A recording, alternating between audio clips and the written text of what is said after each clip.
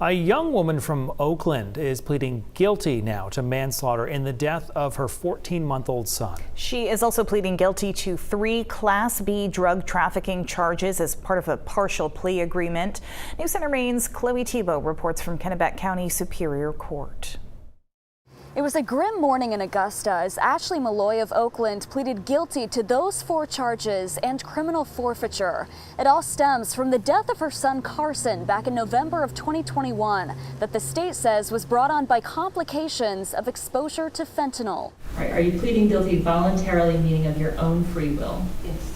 Tuesday morning at the Kennebec County Superior Court, 22-year-old Ashley Malloy pleaded guilty to 5 charges related to an incident nearly 2 years ago. With it, an understanding. How do you plead to that charge? That she could spend up to 60 years in prison. On November 2nd, 2021, Malloy called 911 when she found her 14-month-old son Carson unresponsive and not breathing after a nap. He was taken to the hospital and pronounced dead less than an hour later. During a standard interview with investigators, Ashley's demeanor shifted dramatically between highs and lows. Assistant Attorney General Katie Sibley says Ashley and investigators went to her apartment later that day to try to figure out what caused Carson's death.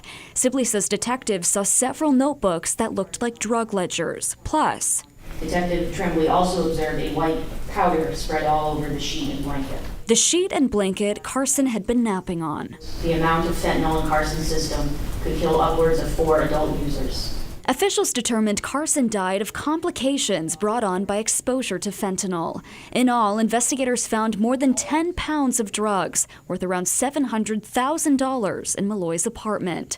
Defense attorney John Pelletier says other people were involved in that drug trafficking.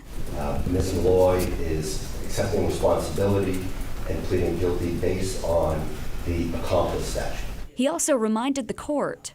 Ashley's position is that this case involves criminal negligence, that she did not actually perceive a risk to Carson that she disregarded. A sentencing date for Malloy has not been set yet. As part of bail conditions, Malloy is on supervised release under certain conditions. In Augusta, Chloe Thibault, News Center, Maine.